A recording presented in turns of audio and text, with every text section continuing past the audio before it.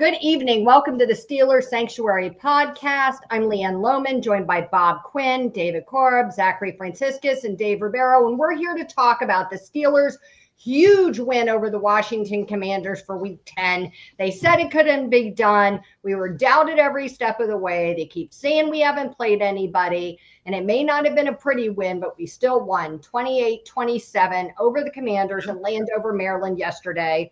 Before we dive into the meat of the game, we did have two significant injuries coming out of that game, both pretty yucky. The first one is Dante Jackson with a hamstring, and the second one is even more concerning. That's Alex Highsmith, who left with an ankle injury that looked pretty nasty. So I guess we're all kind of praying that it's a minor ankle sprain versus something serious like a high ankle sprain. He's having an MRI today, and then we should know more.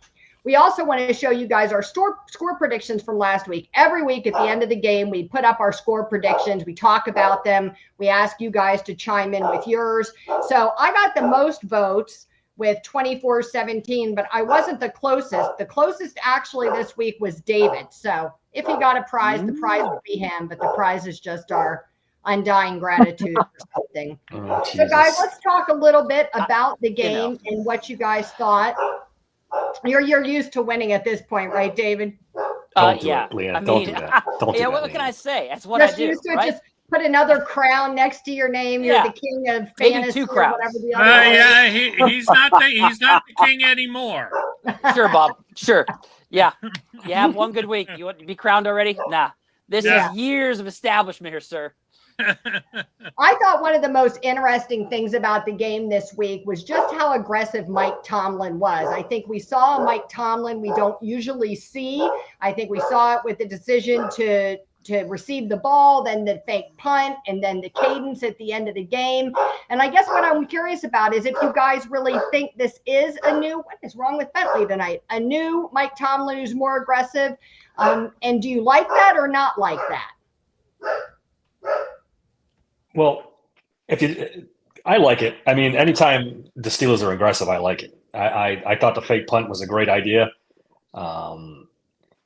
Didn't really work out the way they wanted it to, but they definitely planned that out. They saw a look they liked, and they went with it. I'm okay with that. I mean, I know it was deep inside their own territory, and it cost them 7 points, but the more aggressive, the better for me. Well, yeah, I don't know if it was the moment. I liked his response afterwards.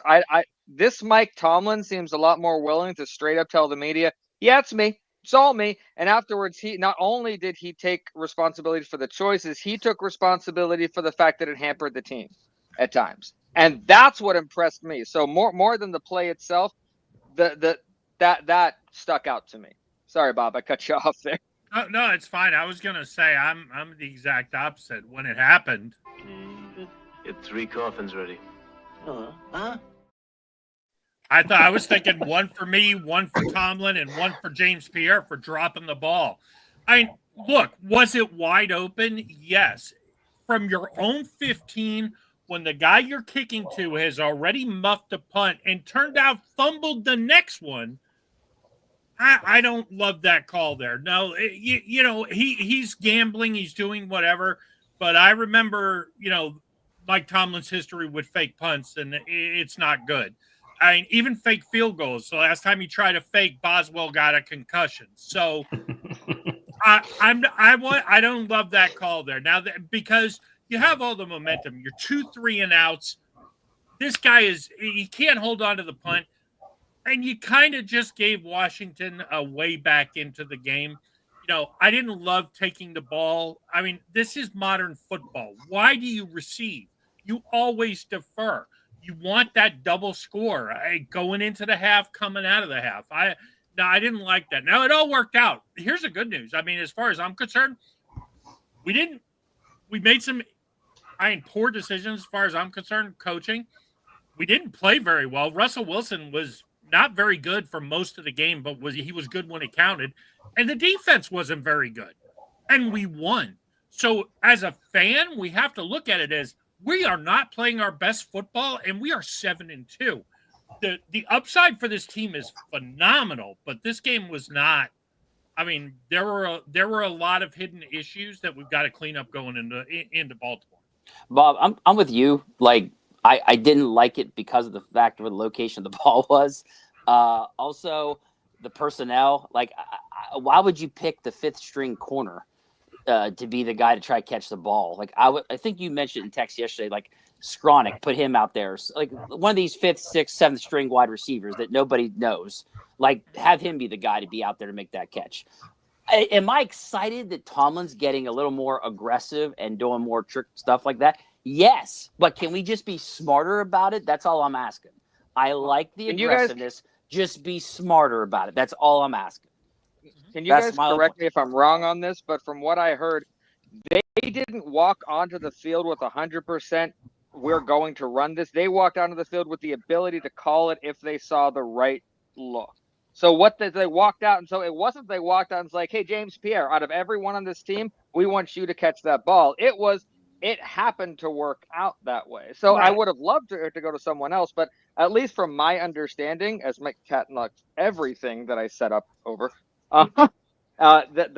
yeah.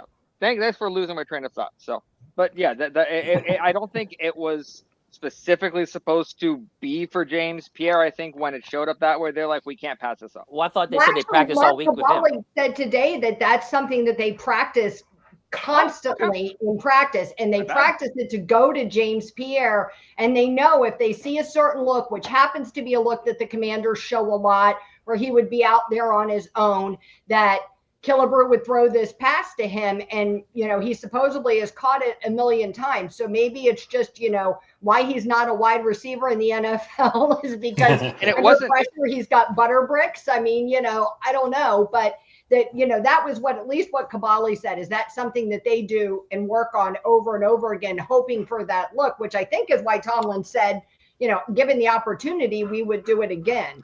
And I get everybody's frustration with where it was on the field and all this stuff.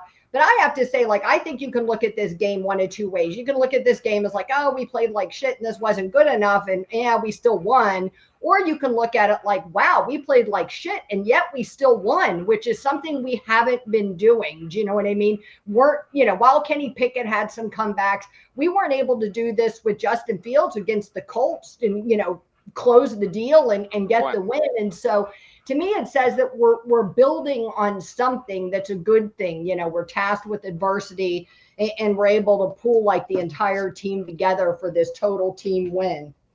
Well, I agree. I think you have to look at that as from a point of optimism. Is we didn't play good and we won against a very good team. I mean, Jane Daniels is a very good quarterback, and there were some things. Did we get lucky with Zach Ertz is wide open over the middle of the field, drops the ball, but good teams get lucky. Anybody watch Kansas City yesterday? They blocked a field goal to stay undefeated. I was going to say they get lucky all the time, and they talk about them like they're the greatest team in the universe. But the Steelers get lucky and oh, we're shitty, and we just got lucky. I don't think they played all that bad either. I don't think the defense played great. I mean, they held Jaden Daniels to under 5 yards rushing and 200 yards passing. I mean, agree. They played I can't go great. Kind of an offense, I can't go great. But it's kind of have you seen what the results of the Commanders have had against other teams? That's a pretty good result, man. Well, yeah, I mean, we could talk about JPJ as a whole separate issue. He did not have a good game, but overall, you hold that team, to the yardage they did and shut them out in the second half. That's pretty good. I don't feel like it was. The bookends were disappointing, but I did not think the defense was going to be able to do what they always did and clamp down in the second half. And after that touchdown, they did. They stepped up. Keanu Benton had himself a game. I mean, he and not only that, DK from DK Pittsburgh Sports was specifically talking after the locker room. Every defender was saying one thing: he didn't run. They are proud as hell of the fact that Jaden Daniels didn't. That was run. good. And they came in saying that was a big goal for them. So while the defense definitely knows that they have a room to make up, they eliminated an entire dimension of his game. And when he did try to use it, in the end, Benton had him. So that specific thing I was impressed with. I'm Dave, I'm going to go with you. I like the great. We're getting some pushback on that, but I like the great. Eckler had 44 yards rushing there undefined. What are we talking about The here? problem is they gave up long drives, like long drives. And That's what they do, not though, good. right? Actually, Bend but don't break. That's what they do. I mean, Yeah, that's what this defense they does. broke a little bit in this one, though. That's well, the problem. no. Long drives. It felt we gave up that 115 play 94-yard drive with Hurt. The other one was 5 plays. Other than that, it's not like they gassed us. So it felt a little different than maybe it was, because when I went back through the actual stats, I was expecting David to find what you said, a bunch of like consistent extended drives. And our defense, I think they were one of the better teams as far as avoiding 3 and outs. And many 3 and outs in this game, and they weren't used to that. So our defense did very, very well against a very good defense. Yet again, let's not move the goalpost here. Yeah, I mean, come on, very good defense. We gave up 27 points, and there were key runs. I mean, undefined is right. Did Eckler have a great game overall? No, but in the key moments, and I can think of a couple third downs where they just gassed us with the run. Yes. Look, it was good enough to win. But to say the defense played great, I mean, great is giving up, 12, 14 there you points. go, yeah. 27 points, not great. Yeah, I mean, that's a big time offense, and especially in the second half, Jaden Daniels looked shook.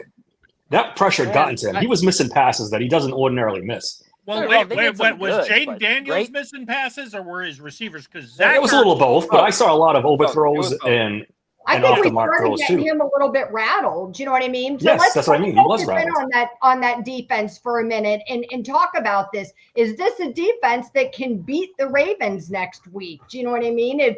Are we going to be able to do that? Is this a defense that can beat Kansas City, beat the Eagles? Do you know what I mean? I think we saw some players have some really good games, and we can talk about them. Like Patrick Queen, I thought was finally the Patrick Queen I think we've all been hoping he would be. We saw him flying from sideline to sideline. He looked really good. And it's frustrating to watch guys like TJ just get constantly held. I mean, that was ridiculous. But then you have, Cam Hayward looking like he's 25 again, but then JPJ getting like 52 penalties. Do you know what I mean? So I think you look at all that stuff and it feels like they're a little bit inconsistent. So how does this defense beat those better offenses? Well, I will say this. When it was on the line, when it was 27-21, Cam Hayward is the reason that Russell Wilson got to be a hero. Because those plays where he just burst up the middle and just said, I'm taking the center with me and I'm getting this sack, and then the pressure on the third down right afterwards, he took the game in his hands. I thought Cam Hayward at the end was the best player on the field. Oh, Cam was amazing. I think Patrick Queen might have been, but it's close. I want to jump into something really quick before we get too far into this, because something that David brought up is a reason I went hardcore into one specific research. How do the other top defenses in the NFL handle long drives from the offense? Do they allow a lot of long drives from the offense? Do they allow a lot of touchdowns on those drives? And we are right there. We are better than the Chiefs, and we are right there with the Vikings as far as allowing the opposing teams to have long, sustained 8-play or more 70-plus yard drives that end in touchdowns.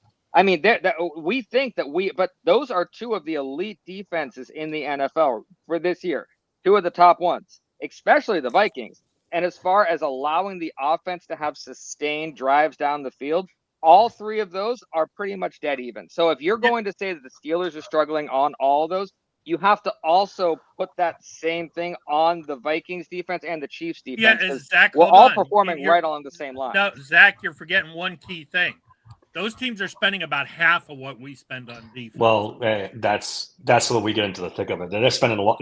This should be expected. It shouldn't be like, wow, they played well. This should be every week type of thing, and it's been a little inconsistent. But I get it. I mean, it's actually technically it's not inconsistent. We have actually done better over the last 4 games than we did over the first 4. It seems like it really does. But I would agree. But I actually have the numbers right here about how many drives that we have allowed that. So now, Yeah, but granted, again, the Vikings overall are the best. But My thing is we they- are Yeah. we're Lost, paying Zach. for we're paying for a paying top double 5 them. defense, and we have a top 3.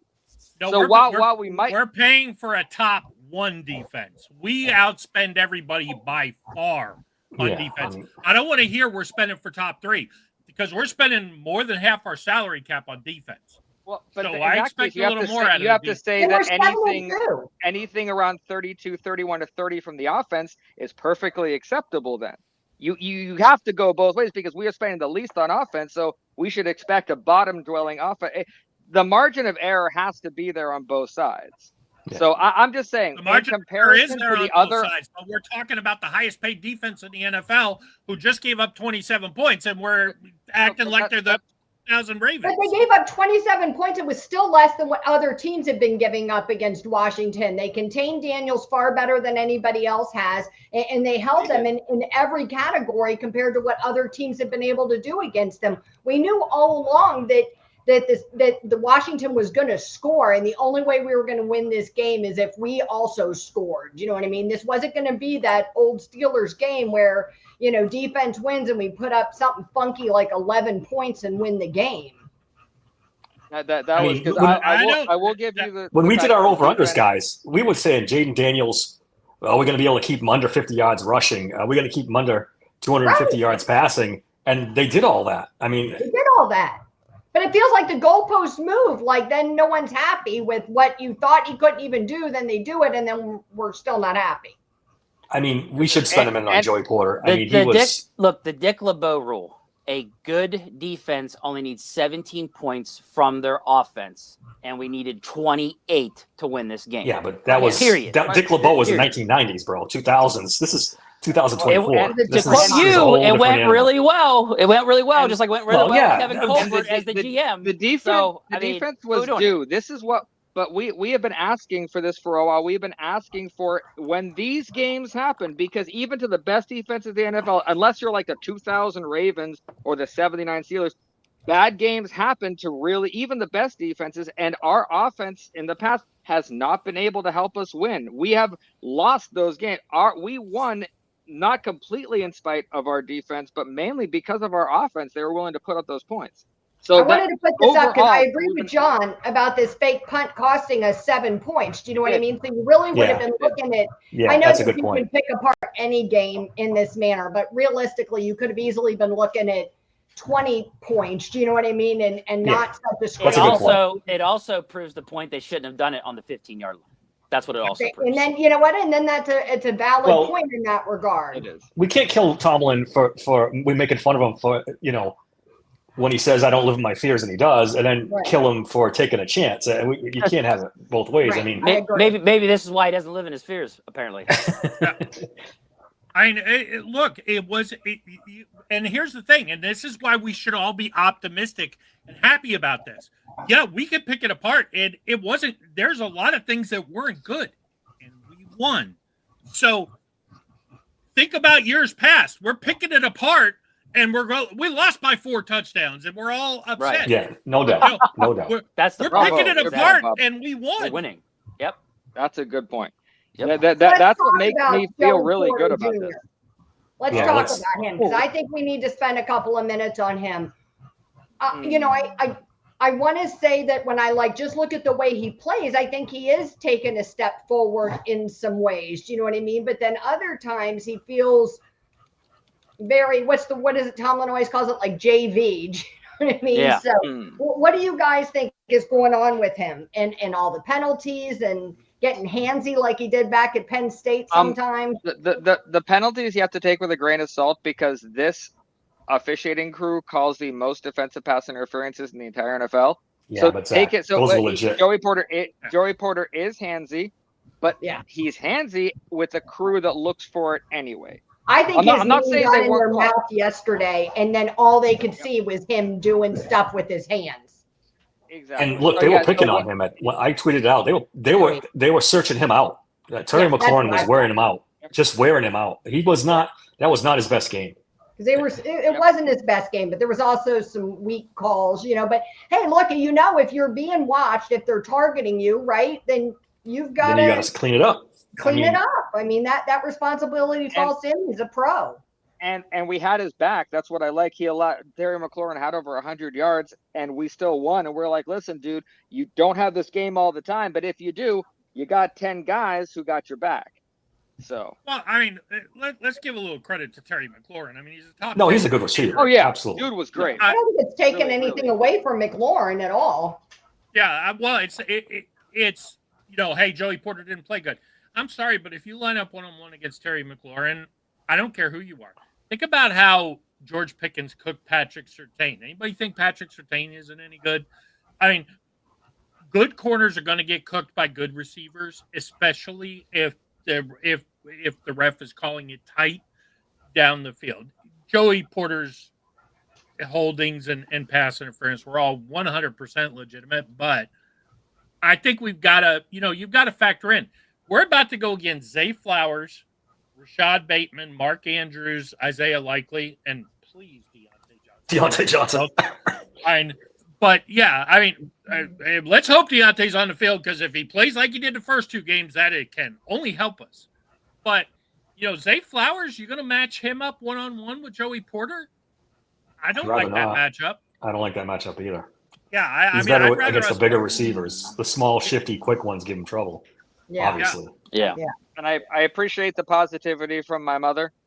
I have to chime in on the heels of Zach's mom, because I've been saving this tweet for just the perfect moment when people talk about people not appreciating it.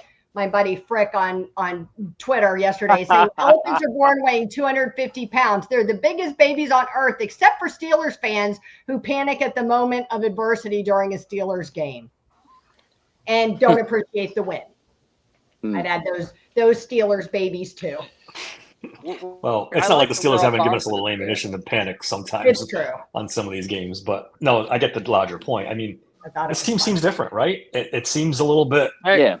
It's does, the offense, and I want to get obviously. to that as like a They can whole score. topic. Do you know what I mean? Like, Yep. how special is this team? But let's shift our focus a little bit to the offense and talk about what we thought what we were kind of seeing from them. Russell Wilson, not a perfect game by any means, but still found a way to win.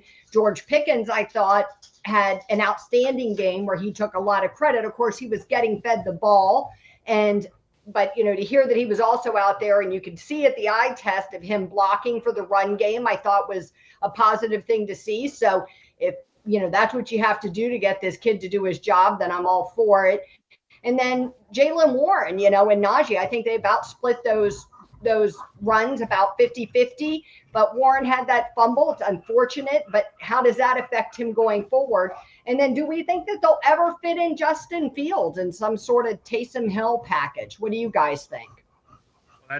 That is one thing we were talking about in the chat while the game was going on yesterday. I hate the running back rotation they were doing yesterday. Najee's coming off 3 big games in a row. Yeah. This is a weak run defense theoretically, and Jalen had a great game. I understand Cordarrelle Patterson is an Arthur Smith favorite, but I'm sorry, you got to get Najee more touches in that game. He shouldn't have any touches at all as a running back. Cordarrelle Patterson. Those two guys are playing too well. 1 or 2, okay, I get it. Yeah, 1 or 2. But, I mean, there were 3 or 4 times where it was, and they weren't just touches. They were big touches. Yeah. That third down. Yes. Jalen picks that third down up on that first misdirection. Yeah. So on the 3rd and 8, they did that. Was a toss again or something to him? The toss. Can we talk about the toss? I What are we doing? What are we doing? I don't mind a toss to Jalen. Like 6 of them. Yeah, I don't mind a toss to Jalen, but they kept tossing to Najee. It's dumb. I don't understand it. I don't get it. It's the weirdest thing ever. Arthur Smith's a smart man. Why does he keep doing this? Having it blow up over and over again. Because the thing is, everything else seems to be. I'm watching like the film breakdowns from multiple people on Twitter, and they're looking and they're like, look at Arthur Smith being able to get this route and this route. Look at he's doing this and this, and he can't not toss to Najee, or he can't not use Cordell on that. It is frustrating. I don't have an answer for that, because if I had an answer, I wouldn't have yelled at my TV as much. Hey, Undefined's right. He only had 3 carries for 14 yards. He averaged Yeah. 4.7 yards per that 1, 2, 3 carries. But It's that not Cordell? that Najee needs more carries. It's that the right people need to be out there on certain plays. Right. That's what it is. He already had 21 carries. Najee did. So he got plenty of carries. He only averaged, I think, like 2.5 yards a carry. So it wasn't good. But again, they also got to have the right personnel out there for certain downs, especially big downs. The 3rd and 2s, how you don't have Najee or Jalen out there is beyond me. Yeah. Exactly. And as far as go for it, Bub. I was going to say Tanner's. Hey, he pops off the screen. When we think back to the Colts game, he was the guy who really probably got us back into it in the Colts game. But this is his first game back off of injury, and it wasn't that he played badly when he got the carries. It was the timing of the carries. You want to throw him a carry on 1st down, 2nd down, I get it. But 3rd and misdirection, give me the fastest guy we got, which is Jalen.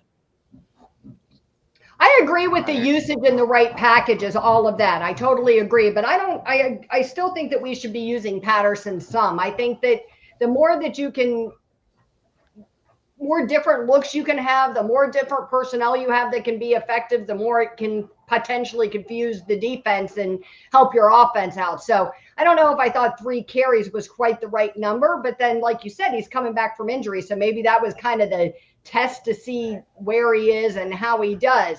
Undefined brings up that we need to stop using Connor Hayward as a block. 100%. He can't block. 100%. He said 100%. in all caps. As a fullback, I think he's a little better. I 1,000,000% agree as a tight end. Yeah. It's both. I saw him get planted on his ass on one of those runs. He's not a fullback. It's not his fault. He's not a true fullback. They're using him wrong. Well, he's a fullback. If you want a fullback, sign a fullback. Don't use Connor Hayward. Jack Coletto. We had him. Sorry, Yeah. Jack. I was rooting for you, bud. Really quick, I don't normally read out full quotes, but this one is specific because we were talking about Russell Wilson and how we think he did. And I am not an Aaron Rodgers fan.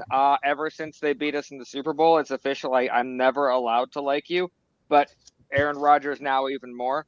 And Colin Cowherd straight up not just admitted that he was wrong about who out of the two would be better. Here's what he said. Both Russell Wilson and Aaron Rodgers were brought into a defensive culture with defensive head coaches, and they were asked to sort of galvanize everybody. Put your arms around the young guys. One has miserably failed in New York, and one is absolutely delivering in New York. One has demands. The other is just delivering.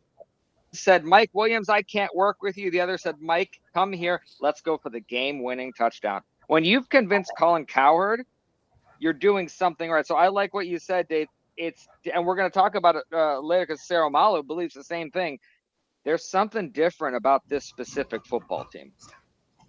Well, I also think it's important to point out Mike Williams after the game pointed out that was supposed to be Calvin Austin's route, but because Calvin Austin was hurt, he went out. He didn't practice that route all week. Calvin Austin ran that route all week. No, he said, well, I have a question. Why is it Calvin Austin's route? That should be Mike Williams' route no matter what. Yeah.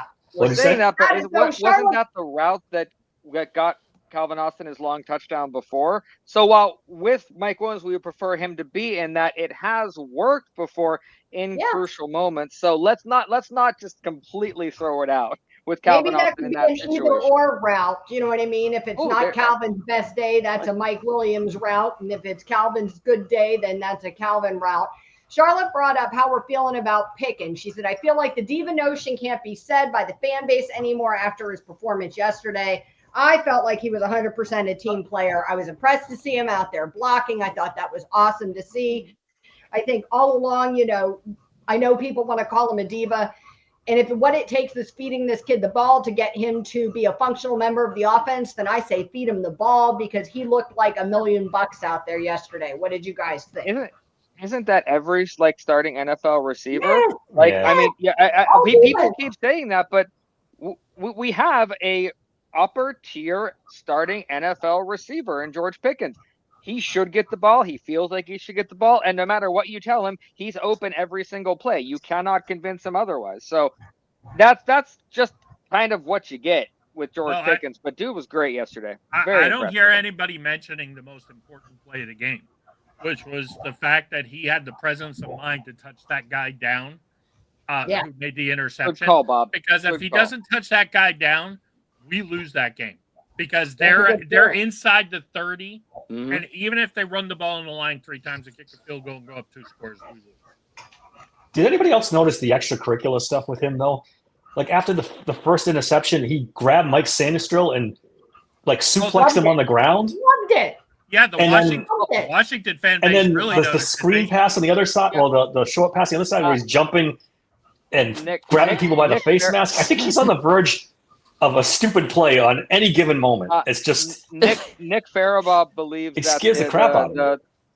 The big wrestling move after the first interception was him kind of saying, fine, if you're not going to acknowledge that I touched him down, I'm going to do what I want. Because he knew he touched him. He touched him twice. So he just loses his mind. I don't know. He does that. I mean, you see the weird little unnecessary hop that he did at the beginning of the game. He has one or two of those every game. It's George Pickens. Well, he said after the game, somebody asked him, said, hey, what about the extracurriculars? Because the Washington fan base was ticked. They thought he should have been thrown out of the game at that point. He should have got a penalty for it, I think, at least. I mean, if we're being honest. Well, if you watch it back, they both should have got a penalty on it. It should have been an offsetting deal. But I mean, the one thing about that was Pickens said, hey, the guy tried to get physical with me, so I got physical back. Which I love. That's exactly. I love it too, but it's like it's gonna come and it's gonna hurt us in one of these games. He's gonna get a costly penalty. It's coming. Of course, but I remember way back when Andre Johnson, the Hall of Famer for the Texans, people don't remember it. Dude would go at it with some people to the point where he was thrown out of some games, but he was a Hall of Fame receiver that could change it. So you kind of said, well, if every once in a while that happens, we'll kind of take that risk. Yep. So what about the offensive line? What'd you guys think about the offensive line? I thought Broderick Jones looked slightly better. I'm not ready to write home about it, but better. Well, according to PFF, right? Yeah, the only thing I noticed was he got beat badly once, and yet again his first immediate reaction was to grab near the head for some reason. So that's my only thing, but for right now, better for Broderick Jones is a huge leap. I mean, what was he, 74? Not that PFF is the end of, but I think it was a 74. It was 74. So when he's the highest graded lineman, it doesn't count. I put a disclaimer on it. I said he hasn't been the highest rated lineman this year. The best thing we could say about Broderick Jones yesterday was we didn't notice him. We didn't notice anything bad happening. Yeah. We didn't see flags.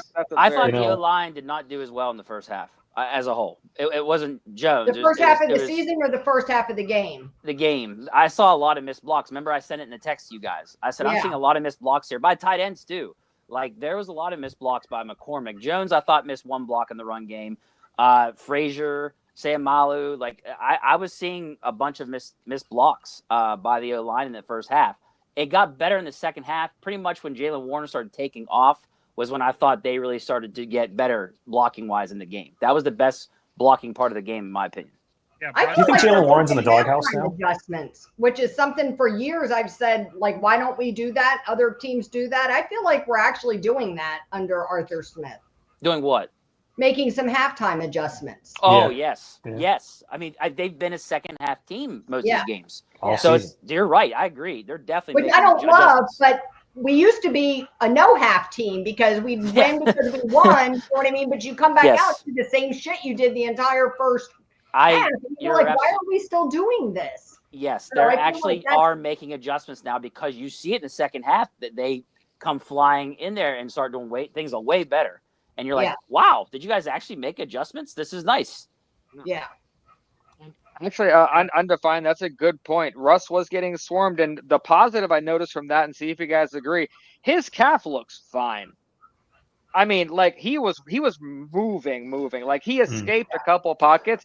I did not think he would have done. So I think we're seeing it maybe not. I don't know if you can be 100% healthy football player at this point in the season, but he's as close to it as you can be. I was really happy with that. Yeah. And just to clarify one thing real quick, Broderick was the highest graded lineman yesterday. He also got an 82 in pass blocking, which was phenomenal. That's his Yes. best trade by Glad he's far of his finally doing his career. job. Clap. That's nice. I'm of hoping. him. You know what? Maybe he needed that week to get healthy. You know, I saw somebody else say that either maybe to get healthy or maybe to work on whatever it was or get out of his head or get coached up or whatever it was, his ass kicked. I mean, whatever that is, that maybe something happened during that week. I think that's a really valid point. We've said all season, though, that, you know, maybe he's not quite healthy. He was hurt early, so maybe that elbow is never quite healed. So do you guys see, I don't think we need to dwell on this topic, but I'm curious what you think. Any chance of us using Justin Fields in some Taysom Hill type packages? And when do you think that will happen? Why do you think that will happen? Are you surprised it hasn't happened yet? I think it has probably been put into the playbook. It's probably been practiced, and no one is going to say a word about it until we have to use it. Yeah. I'm hoping it's going to be like the Randall L reverse play we used like 4 or 5 times in the 2005 season and the playoff run. It came out when it had to, and it really, really worked when it did. That's what I want. I don't want it to start to become this weird little wildcat thing that we used to do with D'Angelo Williams, I think it was, or Le'Veon Bell. But I believe it's there and it will be used, but we're not going to see it till the last 3 games. That's what else. Yesterday was the perfect example of when we should have been using it, because at one point Russell Wilson was 9 for 23. They were playing press man coverage and getting home on the blitz. Yeah. That was the perfect opportunity to throw Justin Fields in for a couple RPOs and slow all of that crap down. Because you play press coverage with Justin Fields on the field, guess what? He's taken off for 30 yards. 1 or 2 runs, put Russ back in. And then, hey, if you want to keep going press coverage on us, no problem. 2nd down. Justin, come back in here. And he is not a Taysom Hill type. He could throw the ball. He's a good quarterback. Russ is playing phenomenally well, but there are times where, from a package standpoint, our receivers are not good. We know this. George Pickens is pretty good. Mike Williams looks like he might be able to beat some press man coverage going forward.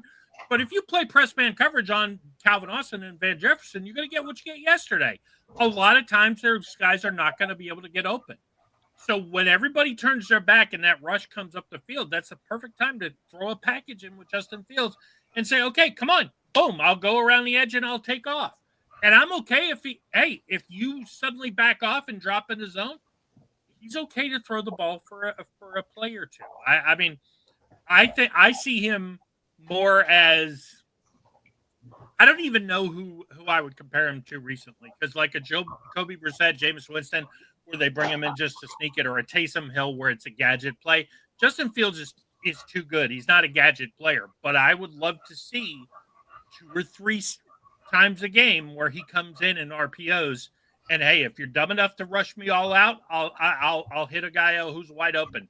If you play back or turn your backs to me, I will take off. I'm going to give you guys a percentage. Talk to me, David. I know you got feelings about this.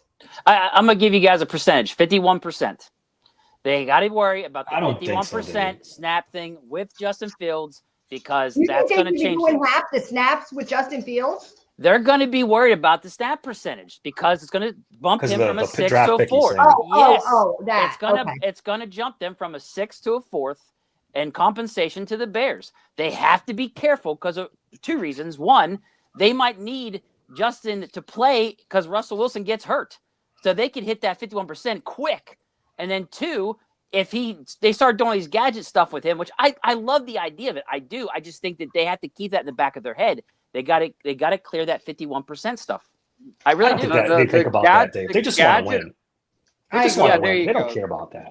The gadget, I'll agree with you with, but 6 and 2, they pretty much knew where they were at 7 and 2. It's all about winning, and they do not. At this point, they'll give up a 4th round pick to make a deep playoff run. Does not matter. What about putting them on both on the field at the same time? Kind of what you're doing. Try to get Justin Fields isolated on a linebacker. Try to do something like that. Get creative. I'm not just talking about Wildcat. He's probably the best athlete on the offense. Put him out there as a running back, as a wide receiver with Russell Wilson on the field. Get creative. If we get to Christmas and we are still only at like 2 to 4 losses, we could have some fun because the Chiefs game is one of those fun games where you might pull out some creative stuff in order to beat them. So I'm not saying it won't happen, but it's going to be one of those rare situations if it does. As far as John's point, real quick about the middle of the field. Look, I understand where you're going, but if you think Russell Wilson is suddenly going to change his career arc and start throwing the ball over the middle, it ain't going to happen. It's not going to happen with Justin Fields. The Steelers' offense just isn't designed that way. Certainly, Justin Fields right now is at 64.86% of the snaps. Yep, with 8 games to go. Dramatically every week, 8 games, but that's the point, Dave. The point is they still got 8 games to go. That's the only way that number goes down is if his ass sits on the bench. That's what makes me wonder. We're talking 4, 5, 6 plays a game. That's not going to. Maybe I don't know.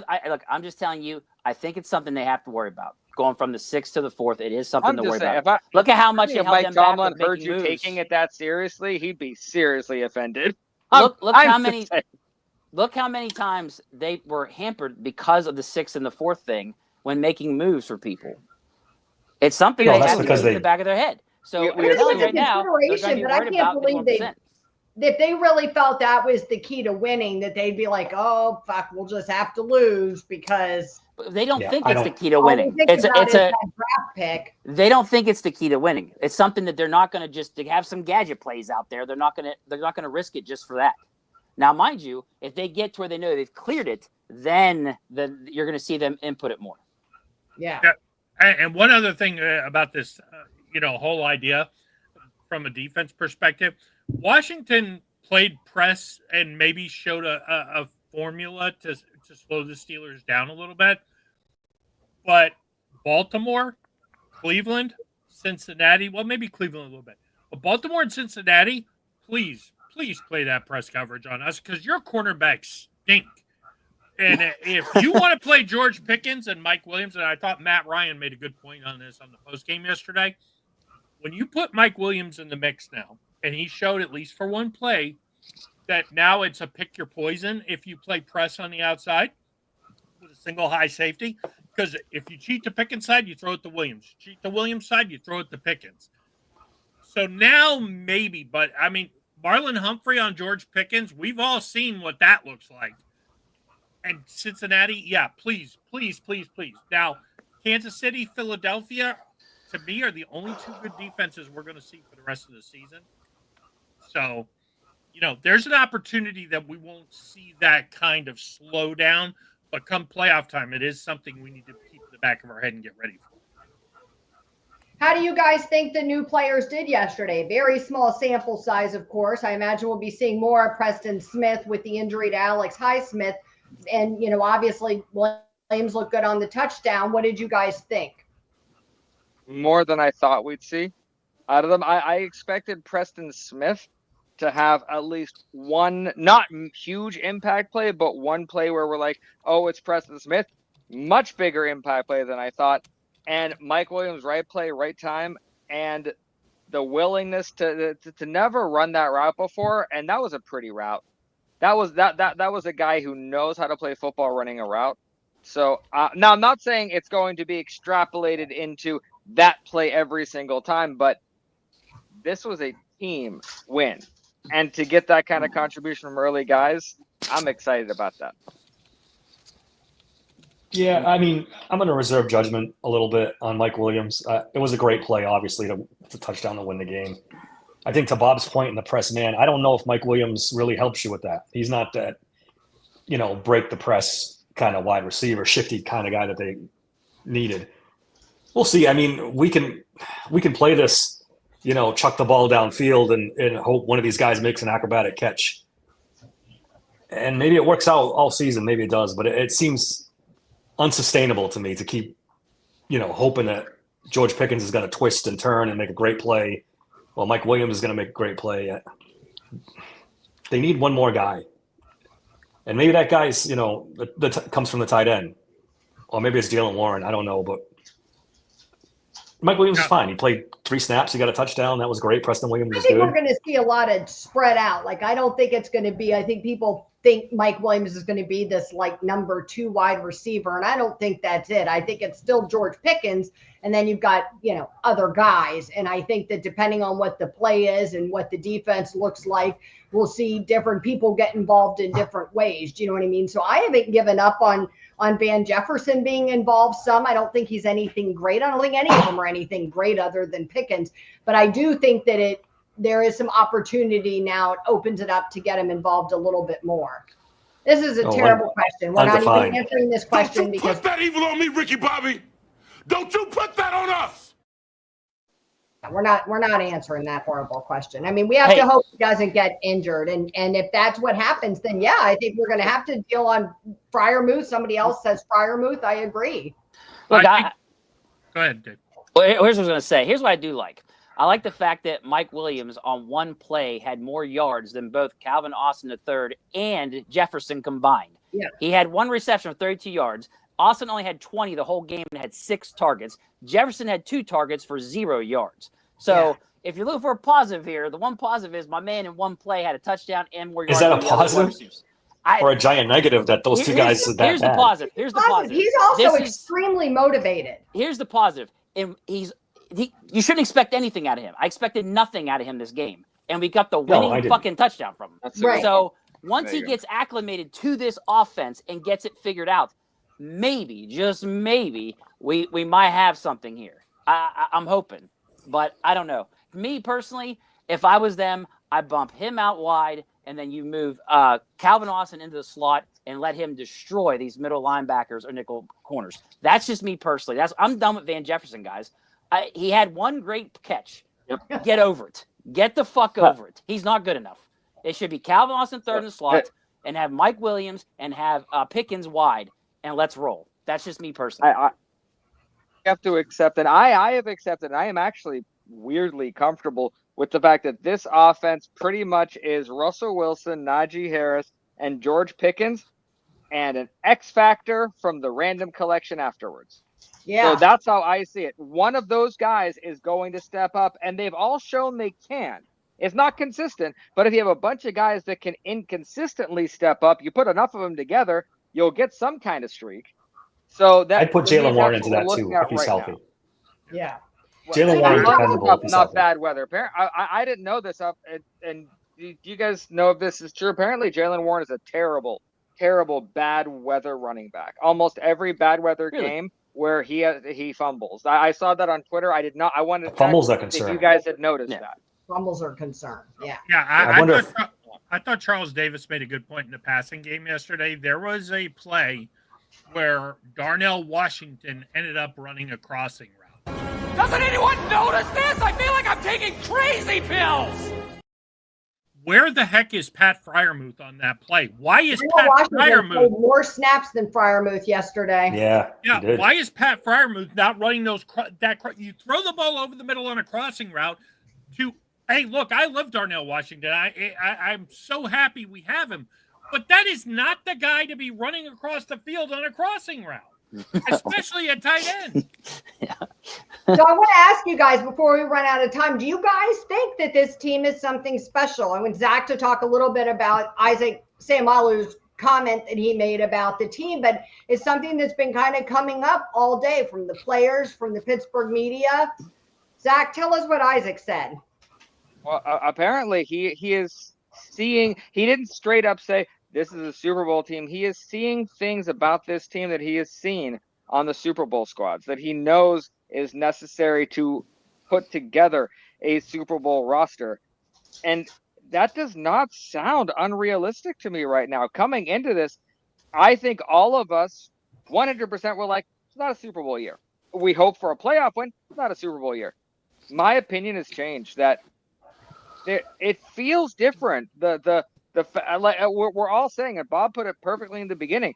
All of the things that any one of the things that we did wrong in the game, and the game would have sunk us in the years before. Coming back from 10 points after allowing bookend touchdowns, stopping momentum like that.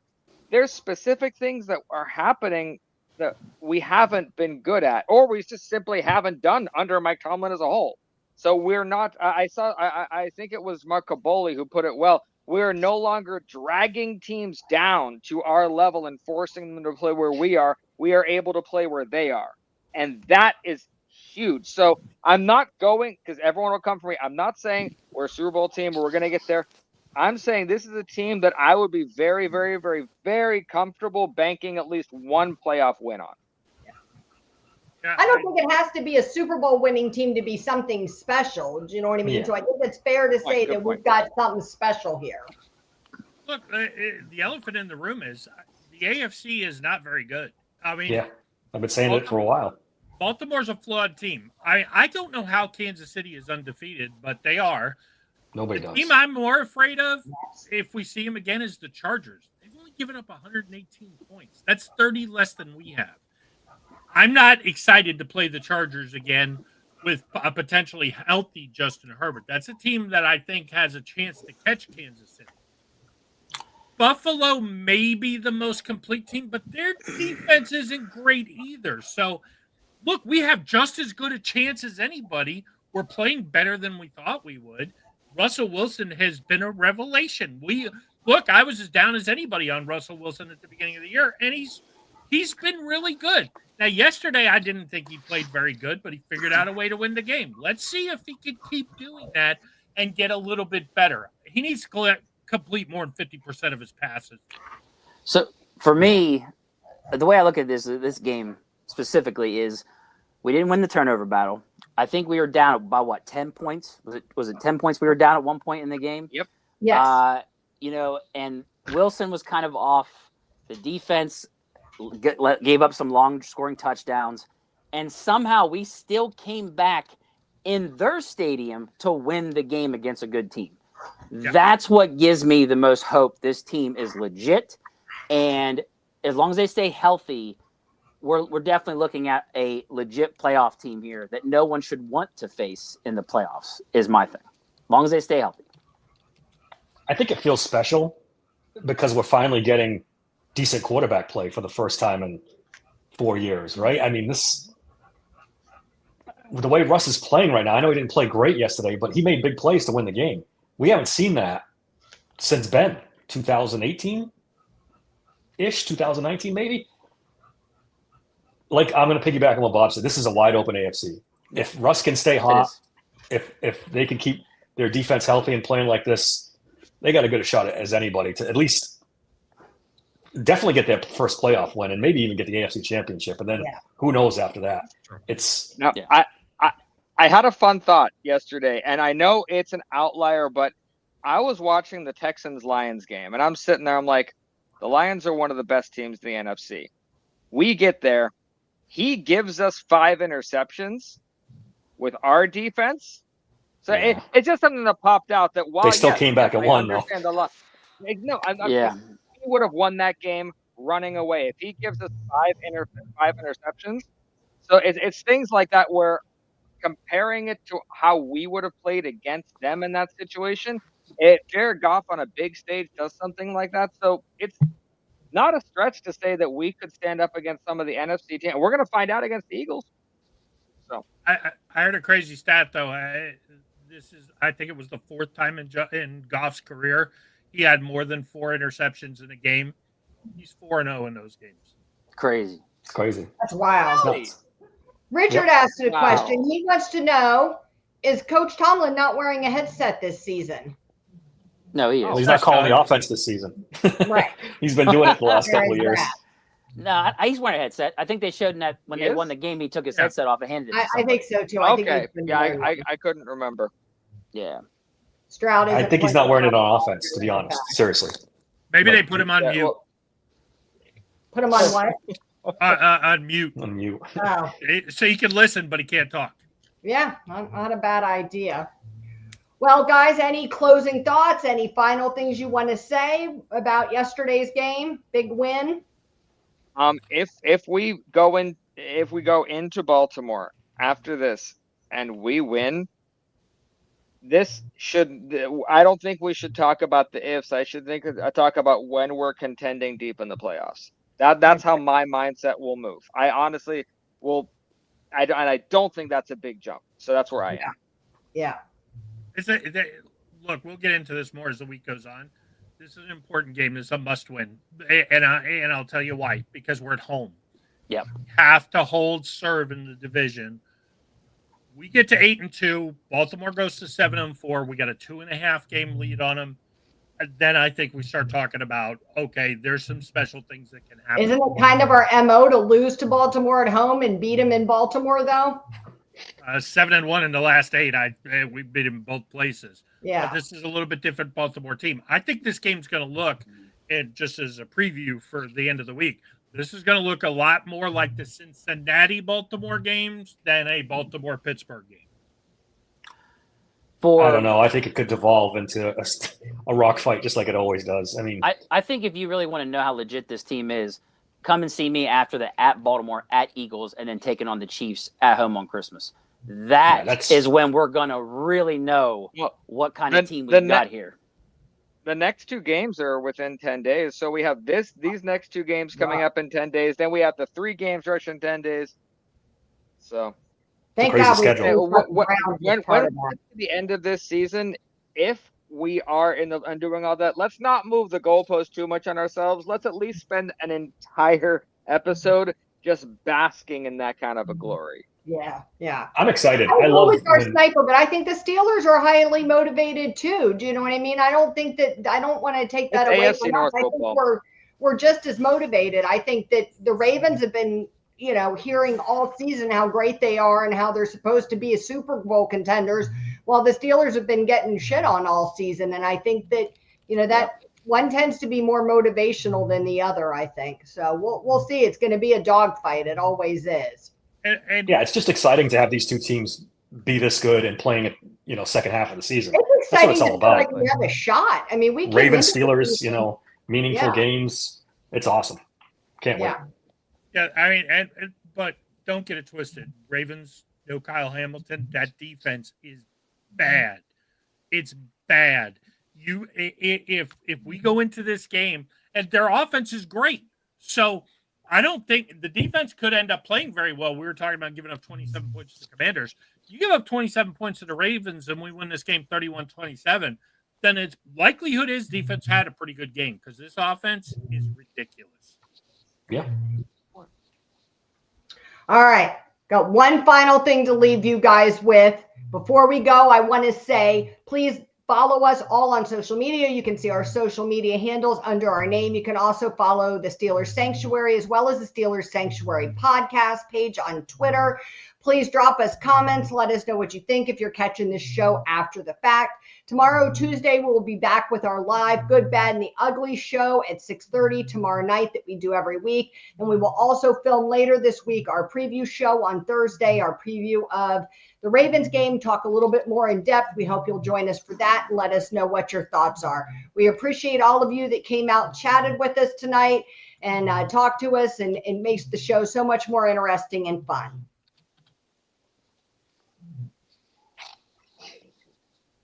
Russ is going to dance his way out of here. In case I don't see ya, good afternoon, good evening, and good night. Yeah.